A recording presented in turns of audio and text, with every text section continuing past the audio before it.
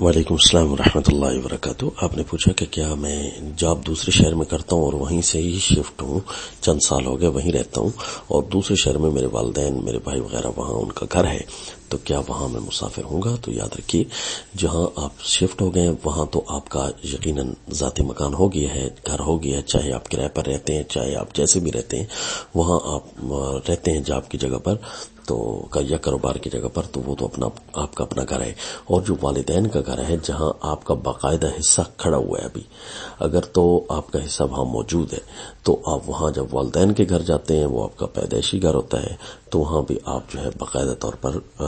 وہ آپ کا اصلی گھر ہوتا ہے، وہاں مسافر نہیں ہوتے، پوری نماز پڑھیں گے۔ لیکن اگر وہاں آپ کا مکمل طور پر حصہ ختم کر دیا گیا ہے، یعنی آپ کا وہاں کچھ بھی نہیں ہے، تو اور رہائش وغیرہ کی کوئی صورت آپ کی وہاں نہیں باقی، تو وہ جو گھر ہے وہ بھی آپ کے لیے اب غیر بن چکا ہے، لہذا وہاں جائیں گے تو آپ وہاں قصر نماز پڑھیں گے، مسافر ہوں گے۔ السلام۔